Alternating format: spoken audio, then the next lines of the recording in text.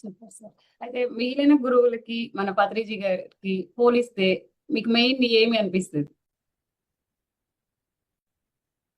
మిగిలిన గురువులకి పత్రి గారికి పోల్చడం అన్న సందర్భంలో ఇది కొద్దిగా డిఫరెంట్ కంటెక్స్ట్. ఇక్కడ ఇంకా పార్టీ విషయాన్ని పక్కన పెడదాము. ఈ డిఫరెంట్ కంటెక్స్ట్ లో ఏంటంటే అగైన్ దట్ ఈస్ పత్రిజీ అని అనడంలో ఒకసారి పత్రి గారితో ఒరిస్సాలో ట్రైన్లో వెళ్తున్నప్పుడు సార్ ఒక బుక్ చదువుతూ ఆ బుక్ లో ఒక సెంటెన్స్ చూపించారనమాట. అప్పుడు పద్మ, నేను, రమణ ఉన్నాము.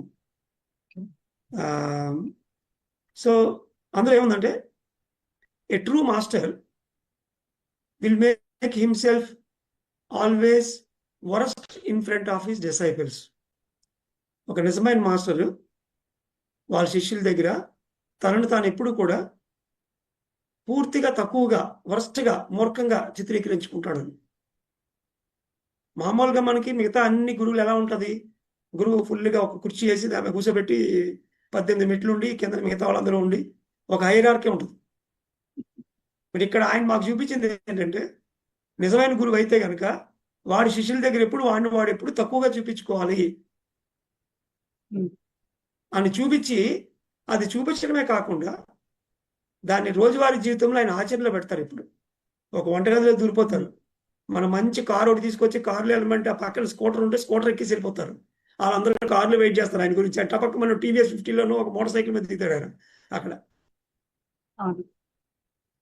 సో ఎక్కడ కూడా ఒక ప్రత్యేకమైన గురువుగా ఆయన్ని చిత్రీకరించుకోకుండా మరి ప్రజల్లో చాలా సాదాసీదాగా కలిసిపోతూ రైల్వే స్టేషన్ కానీ, బస్ స్టాండ్ కానీ, ఇంట్లో కానీ, ఏ వాతావరణం ట్రెక్కింగ్లో కానీ కామన్ మ్యాన్గా కలిసిపోతూ చూసే వాళ్ళకి ఒక పెద్ద భగవంతుడు అని ఎక్కడ కూడా ఆయన పిక్చర్ ఇవ్వలేదు. ఎందుకంటే ప్రతి ఒక్కరు స్పిరిచువల్ సైంటిస్ట్. నేను భగవంతుడు, నువ్వు, నా బాధలు నాకున్నాయి, నీ బాధలు నీకున్నాయి. దీనివల్ల ఎందుకు తక్కువగా చిత్రీకరించుకోవాలంటే అప్పుడే మనం నిజంగా ఒక డిసైపుల్ని తయారు చేయగలం.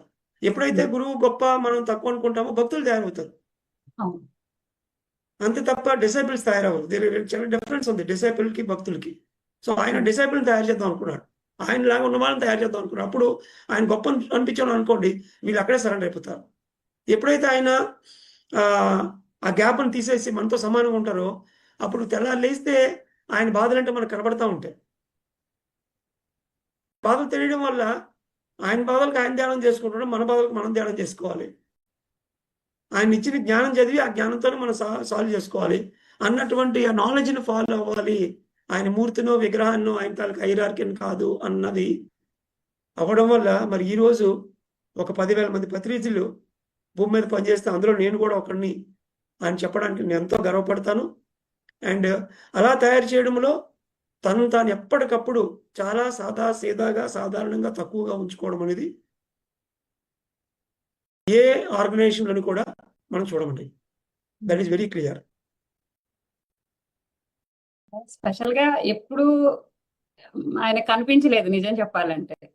అందరు మామూలుగా చూస్తే గురువు ఎవరు అన్నట్లే ఉంటారు మన సొసైటీలో. అందరితో పాటు ఉంటారు, నార్మల్ డ్రెస్ లో ఉంటారు, స్పెషల్ ఏమి ఉండదు. ఇలా డ్రెస్ కోడ్ ఎందుకు అనుకున్నారు? మీకు ఏమైనా ఐడియా ఉందా? స్పెషల్ డ్రెస్ కోడ్ లేకపోవటం పైకి ఇప్పుడు చెప్పిందే డిసేబుల్ తయారు చేయకూడదు అనుకున్నారు. భక్తి అనేది లేదు, మూఢభక్తి ఉండకూడదు, ఎవరు ఎక్కువ తక్కువ కాదు అనే ఒక వన్నెస్ డే 1 నుంచి ఆయన చూస్తున్నారు. కాబట్టి ఆ ప్రత్యేకమైన డ్రెస్ కోడ్ కానీ, ప్రత్యేకమైన వేషాధారణ కానీ, స్పెషల్ అపియరెన్సెస్ కానీ, స్పెషల్ హైరార్కీ కానీ అదేది కూడా డే 1 నుంచి ఆయన యాక్సెప్ట్ చేయలేదు.